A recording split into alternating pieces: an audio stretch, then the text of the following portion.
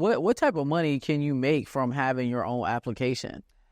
Shoot. Okay, so the way that HERide makes money is through commission. It's through the fare. So we give our drivers 80% of the fare. We keep 20.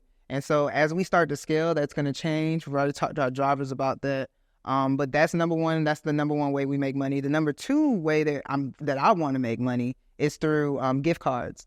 I like Starbucks model. You know how Starbucks makes so much money off their gift cards? Yo, Starbucks, they said they're basically like a bank. Like there's so much money that is in Starbucks gift cards that they're pretty much a bank. And that's crazy. Yeah. So I'm like, I don't buy Starbucks gift cards like that. So I'm not just going to give them a free loan. And with the way that Roblox makes money through... How do they make money? Robux, all them Robux. Well, I have Netflix. It's like V-Bucks. Yeah, they hit me over the head every time they see me. They want Robux. So like that's you got to buy those just like you buy a gift card. So like gift cards, that's how I really want to make money in our second way of revenue. We might introduce a subscription model as we start to grow. I like that revenue model as well. But that's it. Those are my top 3 right now.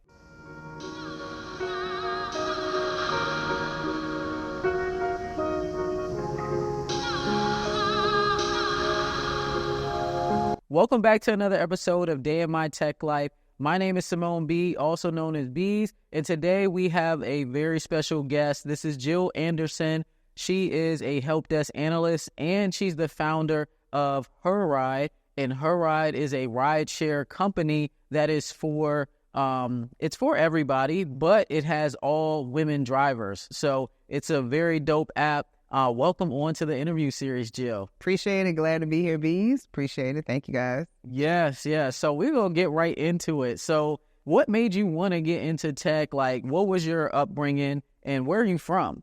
All right. So first, I'm from Athens, Georgia. So shout out to UGA, go Dogs. But yeah, my first introduction to tech was my mom bought me a VTech laptop when I was a kid. And so that was my first intro. I've always been techie. I got a PSP, and that's when I really got into tech. Just really started doing some things with the PSP that you probably wouldn't think to do with a PSP. And so after that, I was like, okay, I'm definitely know that I'm either going to major in computer science or computer engineering. I made that decision in middle school and went to college and majored in computer science. So I've been in tech for my whole life. Okay.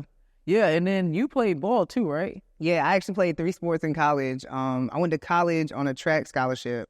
As soon as I got to the school, I walked onto the volleyball team because I was like, I'm not doing track. For 4 years, I knew that. And so I walked onto the volleyball team. So I ended up doing track and volleyball my freshman year. And then talked to the coaches, and they let me exchange my scholarships because I did well in both sports. And so they let me exchange my scholarship. I did volleyball for the rest of the time. But then in Division II, you get 10 semesters, like basically 5 years of eligibility. So my last year of school, I played basketball. And so, I did 3 sports in college. It was lit. That's crazy. So how are you balancing sports and school? I don't even know, Bees. I ain't gonna lie, because I was an RA too. So I was an RA my sophomore and my junior year. I was just locked in. I don't know. I was just locked in. I knew I needed to finish school. I knew I needed to get a degree. That was drilled into my head from the time I was born. So I was like, I'm going to get a degree any way possible. So that's what I did. I don't know. My only piece of advice to somebody is I just did my work as soon as I got it. Like, I didn't procrastinate with my homework. Like, I did it as soon as I got it. So I wasn't in the club sad because it's 11:59 and it's an assignment that I didn't turn in. So that would be my only piece of advice, dude. Time management. Yeah, time management. As soon as you get it. Yeah. I could not balance both. I'm like, this is too much. You was D1 too, right? It was D3, but they ran it like a D1 program. They ran it like D1. Yeah, they ran it like a D1. So early in the morning, you got individuals practice. Mm-hmm. Then midday, you have, in the morning we had team practice. In midday, we had individual practice. Mm-hmm. And then in the afternoon, we had either study hall or another practice. And I'm just like, this is too much for me because I can't do 3 things in one day, and then I still got to go to 4 classes too. And I was like, this, I can't do it. So I don't know how I did it. I really don't know how you did it. I don't know how I did it, but I definitely got my degree. Dope. So you got your degree, and from there, after getting your degree, well, did you have any internships while you were in school? I assume no, because you were doing a lot. So the only internship that I ended up doing was a research internship. I wish I would have did I wish I would have did a different type of internship, but I went to UConn, did a research internship. The reason I chose UConn because I was a basketball fan, not gonna lie. So I went to UConn for the summer and I got to meet the team, which was dope. But yeah, I did like a research internship. So that wasn't really conducive into what I was like, trying to go get a job for. But they paid me some good money that summer. And that was the only internship I did. Okay, dope. So after you got your degree, what type of tech job did you get first outside of school? So I initially interviewed with HP and I didn't get the job. I did like 4 or 5 interviews with them. That like broke my heart. So I went home, went back home to Athens, was trying to get just any job. So the first tech job I got was through a company called Baker and Taylor, and they're like similar to Amazon. Okay. And that was help desk. And so that didn't last very long. I got fired from that job. And then I got hired I started doing temp work. That's when I started, I applied at a temp agency and they were like, oh, we can put you here, we can put you there. So I had a IT help desk job at the, Clark County School District for the summertime. And then after that, I was through with Athens. I wanted to move to Atlanta because there wasn't really that many opportunities. Moved to Atlanta and then started working for Tech Systems. So they started placing me a whole bunch of different jobs. My first one was Wellstar. Okay. And I started getting jobs with the city. So city of Fulton County. I did one with Georgia Power. But now I'm with the state. Okay. Yeah. All right. Dope. So you had a couple different jobs. You had to move around. Mm-hmm. So, how was that going through that one job where you got let go from? That was interesting because it was my fault. They had remote desktop on there, remote desktop, and they told me that I couldn't be more than 3 minutes late to work, right? Oh, okay. I'm habitual. I procrastinate. I'm always late to places. It's amazing I was on time here. But I figured out that I could just remote desk in and clock in from while I was on the way. And my supervisor found out. I think it was like 6 minutes late one day to work. They called me in the office and they were like, yeah, so we see that you've been clocking in and you aren't at your desk. They was like, yeah, you're stealing time. I was like, okay, 3 minutes. I was like, for real? Yeah. They really fired me. And I was like, dang, I don't get no warning, no write-up. Right. But it's Georgia, so it is what it is. It's a right-to-work state. But it's okay. It taught me a lot. I had to mature. That's the biggest thing I had to learn after college is how to mature and how to act in the workplace because you can't just do what you want. Can't just come and go when you feel like it. You really have to be disciplined. Right. Yeah. Yeah, definitely. So from you getting your degree and then starting to work into the help desk roles, what type of skills do you think help you throughout those help desk jobs? I have pretty good people skills. Mm-hmm. I would say being an RA helped me out with that. That got me out of my shell. I'm really an introvert, but due to that job, I was forced to have to speak to people. Mm-hmm. So that helped me out a lot. I'm really good. I just learned very quickly. So me having a computer science degree, me knowing how to code, mm-hmm. help desk is actually kind of easy. Right. So it's really just you do the same things over and over again. I reset passwords. You're working in Active Directory. Mm-hmm. You're literally clicking the same things over and over again. Yep. So it's all about muscle memory. I played sports in school, so I already have I just know how muscle memory works. So it's just a really easy job. Right. Yeah. So for some people, it's you just want something that's easy, relaxed, cool. Yep. Because you also do other things on the side, on the outside as well. So you don't want a real stressful situation. So what's a typical day look like for you working at your job and also running your company as well? Now that can get interesting. So I start my day at 7:30 in the morning in terms of work. So I start on the phones. Everybody that works for the state starts their day at 8 or 9 o'clock. So the bulk of our calls come in during that time. We don't get more than 20, 30 calls a day though, total. There's 5 other people on the phones with me that are also help desk analysts. The interesting thing about my job is that all my coworkers are lazy. So nobody wants to answer the phones. And so I take majority of the calls from 7:30 to about 9. And then sometimes I disappear. I'm not gonna lie. I disappear from the phones because I either have meetings for HERide, I have to be somewhere.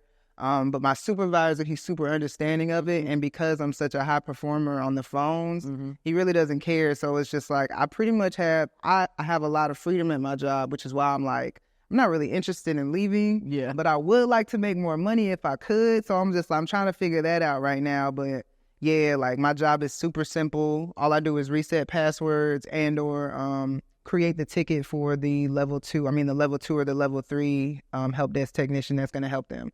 since I'm remote and I'm never on site, I'm usually the one that's just creating the tickets all day. Okay. So it's real simple. When you're dealing with state employees, the systems are old. So it's the same thing that you're dealing with for the most part. It's the same people that's calling every day because it's the same people that's forgetting the same things. So Right. it's very simple. It's a fun job, though. I ain't gonna lie. Okay. Okay. Dope. So what made you want to start an app? Like what gave you an idea to start an app, a rideshare app that has all women drivers? So when I initially moved to Atlanta, I was doing rideshare. I was actually trying to go pro for basketball. I still didn't let the basketball dream go. The Globetrotters had recruited me out of college. So I was like, okay, I think I can do this. Yeah. I might be able to do this for a couple of years. So I was trying to, moved to Atlanta to train, trying to get on some teams, get some good looks. Had like a little agent representing me and stuff at the time. So Uber and Lyft worked best with my schedule because I couldn't work a regular job. Started driving at night. And most of the women at night were telling me like they were canceling rides till they saw a woman's name. My name is Jillian. And so like they would cancel rides till they recognized a woman's name on the platform or that they recognized a woman's face. And I was like, dang, like this is a feature. Like why hasn't Uber and Lyft like put this feature in? And after the years going by, I listen to podcasts. I'm actually really heavy on podcasts. And I was listening to How I Built This. And they had the two founders of Lyft on there. And when I found out it was two people, I said, wait a minute. Yeah. I was like, you mean to tell me that two people started this billion-dollar app per se, you know? And so I'm just listening, getting the details of it. And I was like, well, I can do this. Like, one of the guys had a computer science degree. The other guy was a business guy. I was like, let me find a co-founder. Let's get this done. So I started doing some research, writing the names out. I decided on the name, called my friends, asked them what they thought of the name. They was like, that is actually really dope. That makes sense. I trademarked the name the next day. Okay. It was not playing no games about that. And then it's important to have your IP all situated. Yep. And then I found a company to develop the app. So and then that's how we got here. So we've been rolling ever since. Yeah. So why didn't you decide to code the app yourself? Because that'd have been too much. I'm not a coder. I'm just gonna keep it real. I got a computer science degree, but coding is not my thing. Yeah. I think you have to have a certain personality type to code. That's just not me. It's just a different type of like, I don't know. I wish I could describe it. I don't know what people that code like in a different industry, like who they would be in that industry, but like that's not me. Right. Like it's not me. And it'd have been entirely way too much to code. My app is I have an iOS app, I have Android, I have an admin dashboard, and I have a website. So that's just and the riders kind of like have their own situation. Drivers the drivers have drivers and riders, right? So it's definitely a lot, right? So a lot of people don't know this, but I had an app too called Gifitize. Right? Yeah. I didn't develop that app either, right? So I was a software engineer at the time. I got my computer science degree too, and I did not develop the app, and I didn't develop it because I wasn't a mobile developer. Like I was coding radars, right? I never did any type of mobile development. So to try to up and learn and do mobile development, and you're the one maintaining it, making sure it's working, that's a full-time job in itself. So it's like if you're not able to go full-time developing and maintaining and running your own application, it's way better to just hire somebody else and have them do it because it's honestly not as expensive as people think. It is not. Yeah, you can find people, you can find developers on Upworks. That's where I find my developers at. Yep. You can do clone apps. You can look for clone apps. There's companies that have developed those for you and you still own the source code.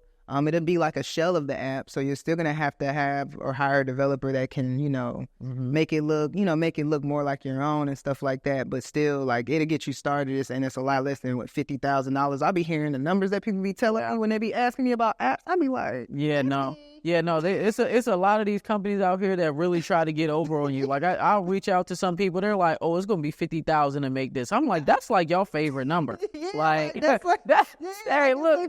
your favorite number. Because they just throw out $50K. Like, it's like, okay, yeah, I'm going to just pay you $50. Like, no, I'm not.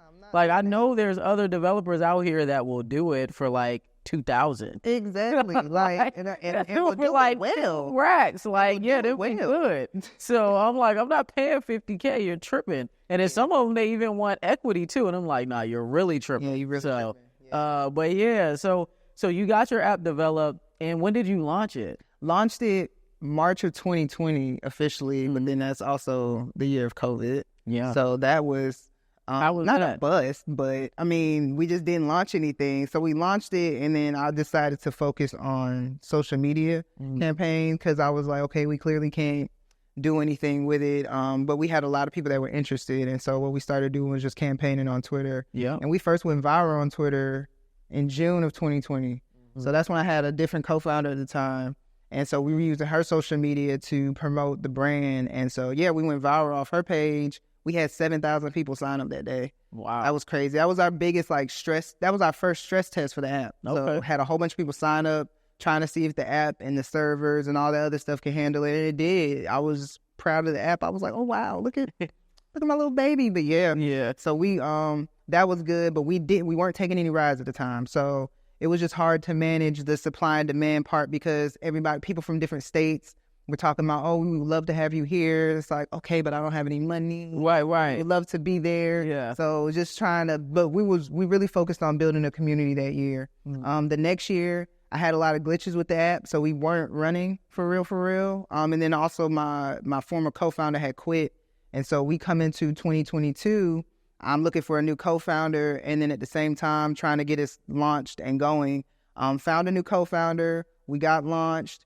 She helped us out with all the local news, press, and stuff like that. And so that's when we actually started giving rides and making some revenue. Yeah, that's dope. Yeah, when it comes to having your own business and your own company, people think it's just like some straight up path to success. There's so many ups and downs, a lot of plateaus. Getting off the ground is not as easy as people think. So definitely big kudos and big shout out to you for not giving up because of the pandemic and the co-founder.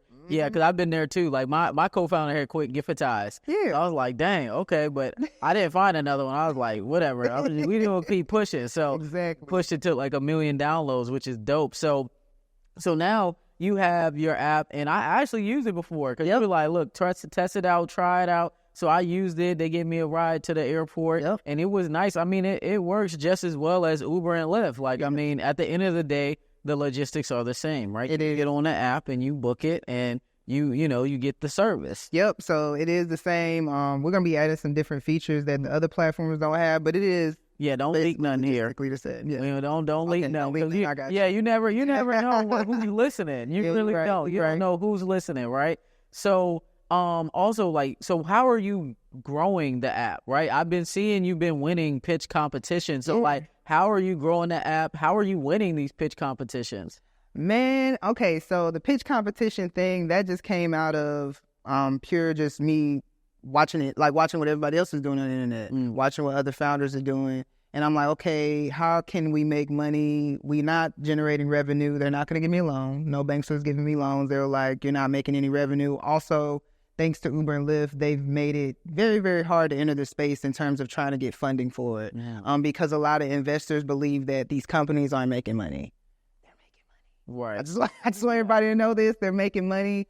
But it's hard to convince people that, that's not true. So I was like, okay, how can I get money for free? Grants, pitch competitions. I was like, okay, Jill, you did public speaking in college. You got an A. You know how to talk. Let's figure out how we're going to win these pitch competitions. So I just started going to pitch competition practices, just started paying attention to people, started watching a whole bunch of pitches on social media, on YouTube, and really got active. I just started doing it. I'm not going to lie. I talk about my app so much, and I've been talking about it on Twitter, that I just turned those into pitches, turned those tweets into pitches, and started killing it. I ain't going to lie, because...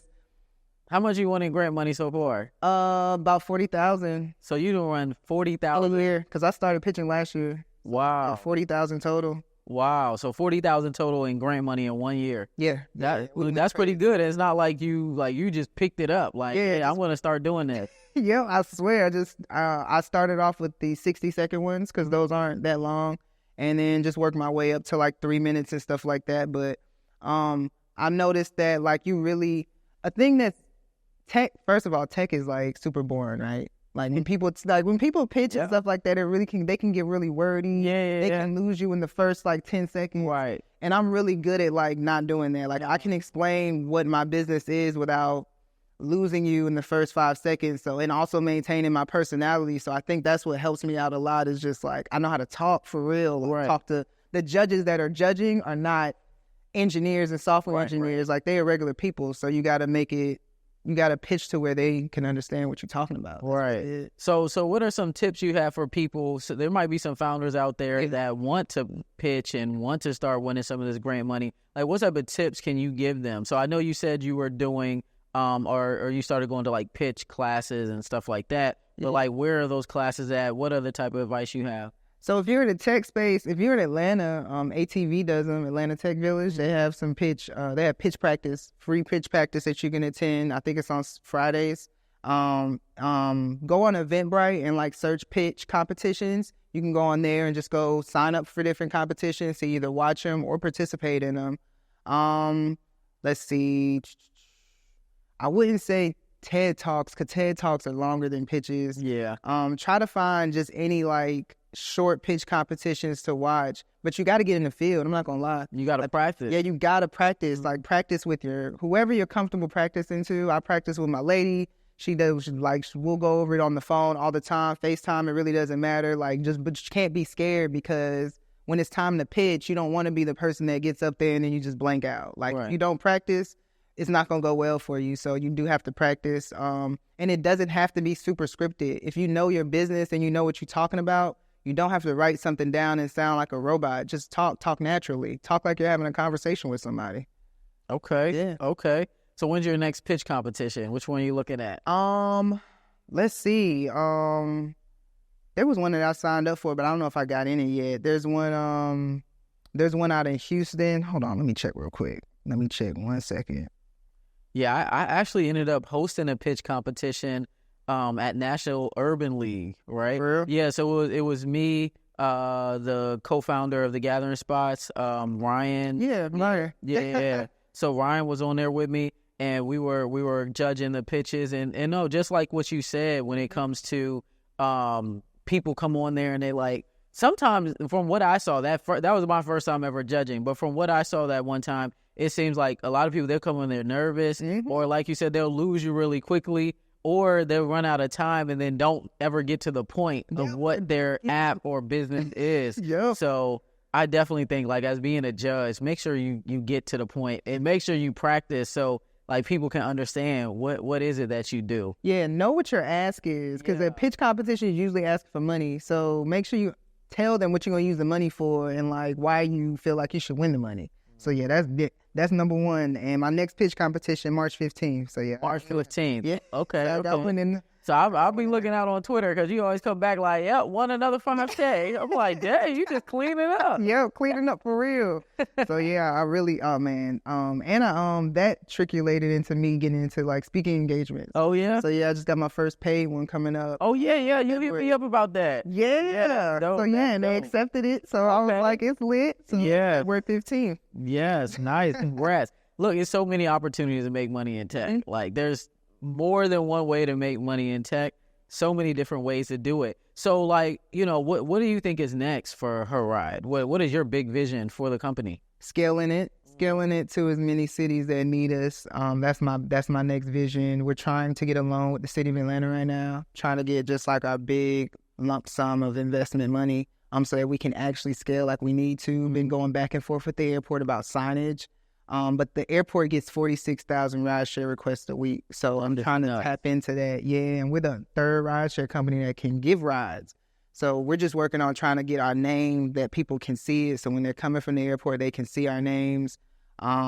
That's our biggest goal. I want to get 1,000 drivers doing at least 10 rides a week, and that's nothing. Right. But that's something on our end. Right, yeah. Yeah. So what's your plan to get more drivers on the platform too? So our plan to get more drivers on the platform is to really push our guaranteed ride program. Okay. We just secured a partnership with Common Courtesy. So they are a nonprofit organization that gives rides to senior citizens in Atlanta. Okay. But they do about 5,000 a week. And so we're trying to get 80% of those. Right. I'm trying to take over those, trying to partner up with schools. Woodward Academy has been in contact with us because a lot of their students use Uber and Lyft to get to school. Oh, wow. So getting contracts with those schools, getting contract with these companies so that we can guarantee rides for our drivers so that we can, that's what we want to sell to our drivers. Because a lot of women that drive, they only have a certain time period to drive. A lot of women have kids. A lot of women do it during the day after they drop their kids off, or you got women that do it at night. So partnering up with all these different companies so that we can have rides around the clock for everybody 24/7. That's really it. Yeah, no, that's gonna be dope. It's a dope platform. People definitely gotta check it out. Thanks. So, everybody wants to know kind of like about money and stuff like that. So, like, what type of money can you make from having your own application? Shoot. Okay, so the way that HERide makes money is through commission. It's through the fare. So we give our drivers 80% of the fare. We keep 20. And so as we start to scale, that's going to change. We've already talked to our drivers about that. But that's number one. That's the number one way we make money. The number two way that I want to make money is through gift cards. I like Starbucks model. You know how Starbucks makes so much money off their gift card? Yo, Starbucks, they said they're basically like a bank. Like there's so much money that is in Starbucks gift cards that they're pretty much a bank. And that's crazy. Yeah. So I'm like, I don't buy Starbucks gift cards like that. So I'm not just going to give them a free loan. And with the way that Roblox makes money through... How do they make money? Robux, all them Robux. Well, I have nephews. It's like V-Bucks? Yeah, they hit me over the head every time they see me. They want Robux. So like that's you got to buy those just like you buy a gift card. So like gift cards, that's how I really want to make money in our second way of revenue. We might introduce a subscription model as we start to grow. I like that revenue model as well. But that's it. Those are my top three right now on the ad. Another way you can make money is through ads, but I'm not interested in that. You're not interested in ads? Not putting ads on our platform, but maybe advertising on other people's platforms, yeah. Okay. Yeah, that makes sense. That makes sense. So with you having this app and then also still working your job too, like, what do you think is the hardest part when it comes to maintaining both?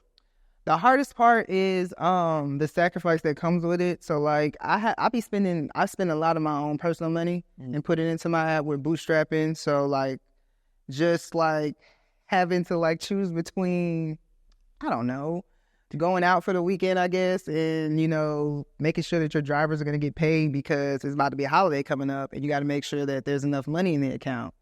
Different things like that. I don't know, trying to make sure that, that's the only issue I have right now is just making sure that there's enough money for everything. Bills are paid every month. Everybody's taken care of. That's the biggest thing that I struggle with. And there's a lot of sacrifice that goes into that. So yeah, I don't have as much fun as the next person, but it is what it is.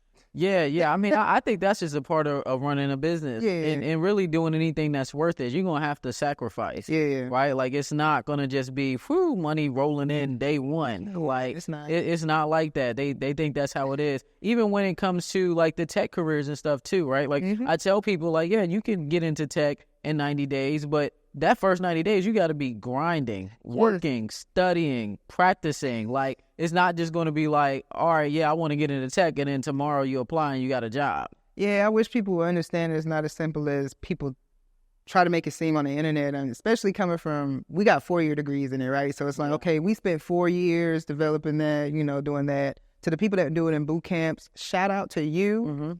Do you, boo-boo? But it's still work after you finish the boot camp. So a lot of people don't understand that. Like, it's not jobs just going to be falling in your laps because you finished the boot camp. You still got to apply. You still got to do the interviews, like, all that. So yeah, I think everybody tries to avoid the work. That's why, like, I never, people try to make it seem like I make it seem like you can get into tech with no work. Yeah, no, like, you ain't never heard me say that. Nah. Find one video where I said, like, yeah, you can get into tech. You don't got to do no work. Yeah, no. Get into tech. I say you can get into GovTech with one certification, but what you got to do to get that certification? Work. You got to work. Exactly. You got to study. You got to practice. Like, you got to pass that test. Exactly. You got to pass that test. And then you got to start to apply for the job. Exactly. So, but, like I said, you got to be willing to sacrifice, dedicate to something, and commit to something if you want to reach your goals and if you want to live, like, really what I feel like is a lot of people, it could be your dream life or it could just be the life you've always wanted. So exactly. That's what people got to know. It ain't as hard as people be making it way harder than what it seems, but it's also the internet. Internet makes things look a lot easier than what it is, and it's not. So I'm here to tell you it's not. Yeah. Your stuff is hard. It does look really easy. But they don't see what happens, like, behind the scenes. Yeah. Everything that goes on behind the scenes. So, be hating on you, Bees, man. It's crazy. Oh, that's a whole nother story. I'm like, damn, Bees, like, spent her entire 20s, like, working in, like, hard. I'm like, she can flex. Like, dang, like. For me, point. yeah, for me at this point, it's like I'm just living my life. That's what I had said that the other day. I'm like, the worst part about building a following or having a following is like back when I had 500 followers, I was doing the same stuff. I could post, nobody cared, nobody commented, which was fine. Life's cool, calm. Right now, it's like you can't post nothing without it being a huge commotion. And I'm like, but I feel like what people got to understand is when you work really hard, you deserve everything that comes with it. Yes. Right. So I think that for us in our community, it's a big mindset thing. They think that people who have stuff that they want, or people who are, living a life that they want to live, or just living a good life in general, they feel like, they might not deserve it, but they don't know how hard you have to like really work for it. Right. Yeah. So all those days that you're working your job and you're doing your app too.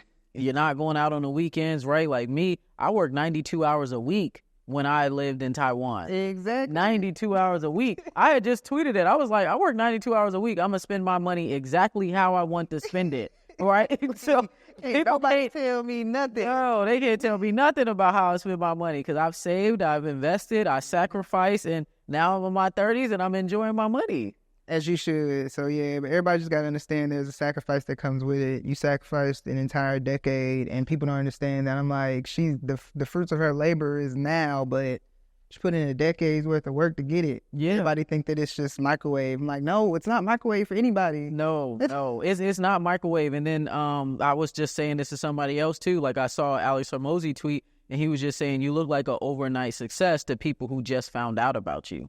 Yeah. Well, yeah, I can understand. So I was like, okay, well, that makes a lot of sense, but it still doesn't make sense, right? It's like, okay, yeah, you just found out about somebody, but you got to know, like, work came with it. Yeah. So that's what people got to understand. So I guess what's one piece of advice that you can give to people? What's one piece of advice that you can give to people when it comes to either getting into tech or having their own company? Maybe let's do both since you want both. For getting into tech, I would say figure out like a specialty. So don't just be broad with it. Figure out a specialty. So for me, if I could like redo my tech journey again, I would like specialize in cybersecurity. That's what I would have done like from the jump. But do that for that. So figure out what you want to do exactly and then go from there. And figure out your learning style too. So if you don't like understand how you learn best, don't go off of what people are saying online. So some people, like for me, I learn best sitting in a classroom. I actually have to sit in the classroom with a teacher and they need to teach it to me. I can't do it online. I can't do it virtually. Like I have to be in a classroom setting. So understand your learning style before you go and pay thousands of dollars for something. And then for running your own business, my piece of advice is don't quit your day job. Do not quit your day job. You want to keep those benefits. You want to have that 401k to be able to tap into. You want to have that check that's coming in every 2 weeks. Like you want to have that, especially when you're first starting out. I know people be like, jump off the porch with it. No, don't do that. If you have a good job, don't do that. Yeah. Keep a good job. I actually worked my way into getting a good job after starting HERide. So I'm actually doing it backwards. I'm trying to keep this good job as long as I can while I'm still running my company. So, but yeah, keep your job. That's my piece of advice. Okay. No, I like that. I like that for sure. I think a lot of people quit way too early. Way too early. They think it's going to be just so easy. Don't do that. Don't do that. Yeah. I wouldn't quit unless I had for me, and that's for me personally, like I'm not quitting my personal job and leaving for HERide until we have like a good solid year for her. Like HERide has to be doing good for a solid year. And it might be like 18 months for me because I'm just scary. But yeah, we had to be doing well for a solid year. Yeah, look, it's okay to be safe. It's okay to make sure everything's all good, right? Because you never know. You could jump out there and maybe it doesn't go the right way, or you could jump out there and might go the right way, but you'll do it whenever you're ready to. Yeah. So that's all that matters. So since you've been in tech and you've been in tech, you played basketball, you played sports, you now, you have your own company. How has tech changed your life? Tech has changed my life on a different level. Like it saved my life, not gonna lie to you. It honestly saved my life. I was kind of lost when I got out of school, didn't really know who I was. I think it's mainly because of my attachment to sports. Mm-hmm. So trying to really find myself and what my purpose was, that was the hardest part. Got into trouble, all the other stuff, but everything eventually all fell back into tech.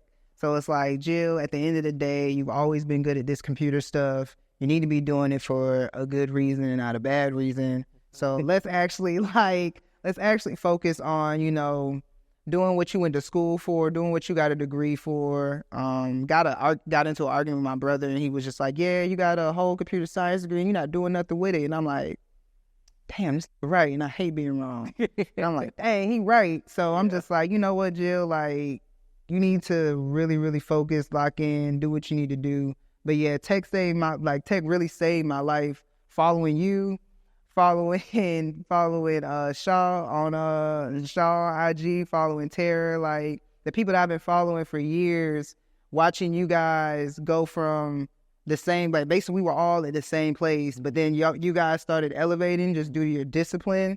That's what really made me start locking in. I was like, because I'm not no hater, like I'm like, okay, we were all at the same place, but now he done saved like $20,000 in a quarter. She done did this in a quarter. She done did that. I need to get my shit together. Like, hold up, man. I need to get my shit together, because it don't even take that long. Like, all you got to do is just lock in. So just following y'all and really believing in myself, that's really what helped. But yeah, tech definitely saved my life. I wouldn't say it changed it. It definitely saved it. Yeah, no, that's all people got to do. You just got to lock in, right? Yeah. Like, so people see other people's journey and where they at. It's like, look, just lock in, focus. It don't take long. Yeah, it don't take long. Yourself. Right. Just appreciate it. Like, that's why I was like, I love following you guys, because it's no hate. It's nothing. It's just like, I learn from what you guys are doing and I build from that. I'm like, all right, bet. You take a piece of what they doing from there, take a piece of what that person's doing from there, and make it fit to what it is that you got going on or whatever it is your purpose is. So yeah, I love that. Like, yeah, man, I love the following, man. Yeah, no, I appreciate you. I appreciate you. But that's what everybody got to do. You know, I feel like us as a community, we just got to start looking at, if you see something that inspires you, take that and build from it. Yeah, right? Don't hate on it, just build on it. Yeah, no, that's what you got to do. So, Jill, thanks for coming out for this episode. Where can everybody find you at? Where can they download HERide app? Let them know where they can find you. All right, so y'all can download HERide on Google Play Store and the App Store. So we're already on the App Store. We are the light purple app for anybody that's using it as a customer, and it's HERide. It's only one R in HERide. You can go to our website at www.heride.com. And then on all social media platforms, we are at GetHERide. So GetHeride. And then me, you can find me. I just changed my Twitter name. It's Jill B. Gates now on Twitter. And then on IG, it's The Real Jill Gates. So that is who I am on IG. You can find me on there. That's pretty much it. Yeah. Okay. All right, cool. Thank you so much for coming out and sharing your story and sharing HERide. So definitely make sure y'all go download the app, tell somebody about it, and make sure you go follow her and keep up with her journey. So My name is Simone B, also known as Bees. This was another episode of Day in My Tech Life. So make sure you like, comment, and subscribe, and don't forget to hit the notification bell so you don't miss any episodes. See you on the next one.